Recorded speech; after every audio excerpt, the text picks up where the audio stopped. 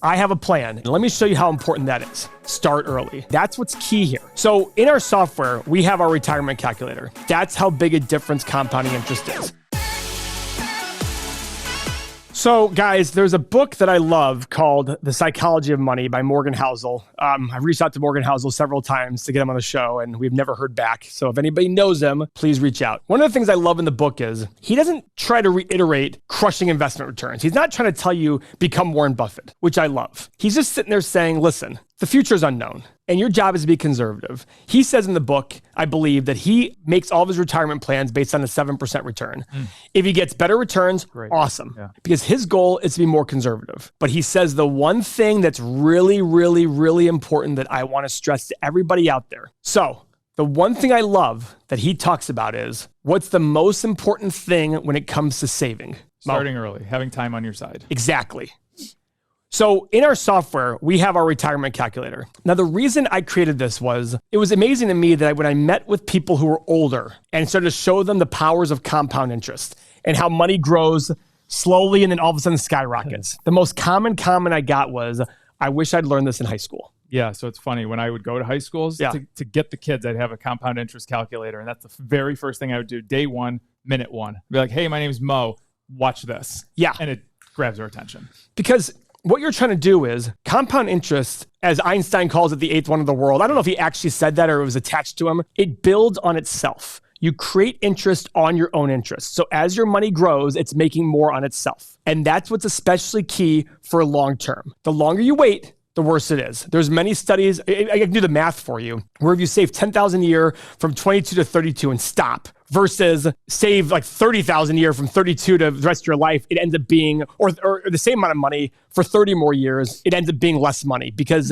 it's all about getting started early. And that's the most important part to saving. And the reason being is it starts you in the habit young. Yeah. It gets you in the habit early on. Instead of getting in the habit of spending like crazy, you get in the habit of putting money away. And two, it builds on itself. And the longer time you have, look at the markets here. Let's actually go look at the S&P over the last 40 years, right? So here's SPY. Oh, wow, the S&P is down a lot today. I didn't realize that. Ooh, that's exciting. Look at this going back to 1992 or something like that. Imagine if you'd started at any given time. The more and more time you give yourself, let's say you started here, because you graduated here, but you started here. You have a lot less time to get to there than if you kept putting money in as it went down and down and down. Kept getting more and more money down here. More and more money so that when it built up even faster. That's the key there. Imagine you started back here. Yes, you would have seen a run up and a fall, but all along the way, you're making additions along the way. And your money's building on itself and growing. It allows you to overpay. Right now, the market is absolutely overpriced. My stock market to GDP ratio says that we're 60% or more overpriced. But guess what? If you're saving month in, month out for decades to come, you won't care. It won't affect you. It will not, it won't even affect you. Yeah. The goal is to get the money in. Let me show you how important that is. So let's go to our retirement calculator so I can show you guys how it works. Let's say you're 22 years old and you want to retire at 65 and your current savings is zero and you want to save $10,000 a year. And you're going to increase that savings by 4% a year. Okay. So what this means is your income is going to go up and you're going to increase how much you save by 4% a year. So the 10,000 becomes 10,400, then 10,800 and change, et cetera.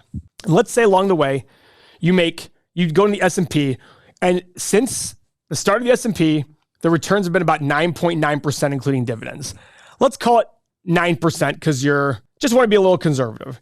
And during retirement, let's not even worry about during retirement because we're just going to go to retirement age. We're going to say, let's assume you die at 65, not to be morbid. And let's say inflation is 3.5% and you make $60,000 a year. Well, that's a lot. Call it $50,000 a year. And you want to have 100% of your money in retirement. Do you have enough for retirement? Yes. In fact, at retirement, you have $7.7 million. $7.7 million. Okay, not bad.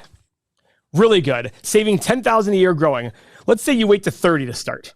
Just wait till 30 to start. Everything else stays the same. You drop down to $3.6 million. Wow, less than half. You lost $4.1 million by waiting 8 years.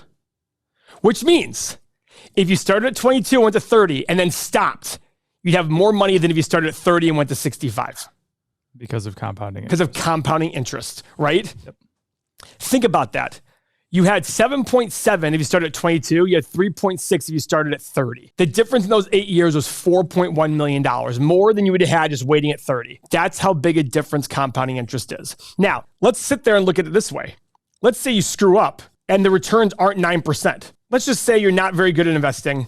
Or you have a financial advisor. Or you have a financial advisor. Age of 22, you start at 7.5%. You do 7.5% returns. You're at 5.3 million. Now go to age 30. Oh boy. You're down to 2.6. Oh wow.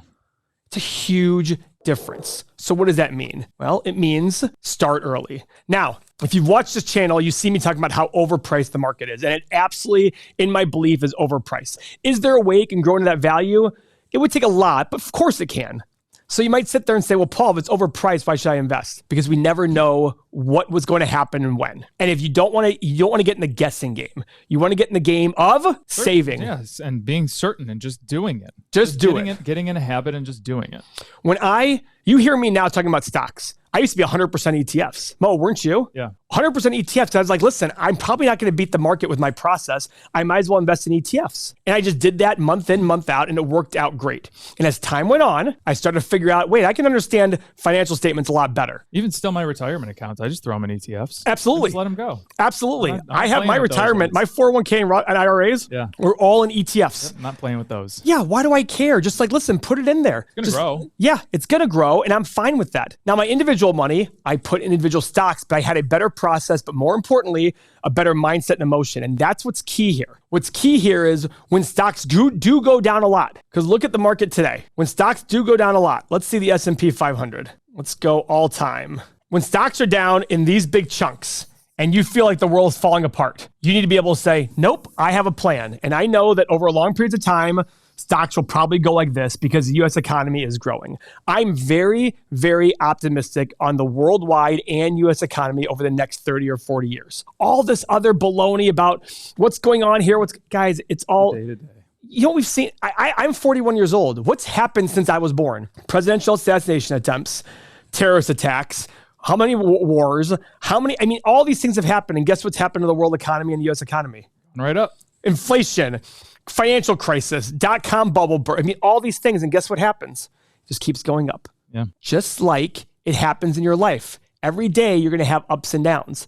But overall, your goal should be, look at your overall life. Is it better now than it was 10 years ago? And a lot of times the down days feel like the worst day of your life. And then a week later, you look back and go, even just a week later, you look back and go, well, that wasn't that bad. Exactly. Look back a year later, you don't even remember it happened. Guys, a year later, you're like, what the heck? That was nothing. Yeah, or you forget about it. Because the fear is usually way worse than the actual experience. You have to be able to separate the emotion. And if you do that, if you separate that emotion like Mo said, and you start early, you can overcome a lot of problems, including terrible returns, all these other things that are going to happen in the world, and you just your goal should be to be conservative. It's part of that margin of safety we talk about, not just in individual stocks, also in your savings. So that's why it's especially important to start early, but even more so, if you have kids. Look at this, guys.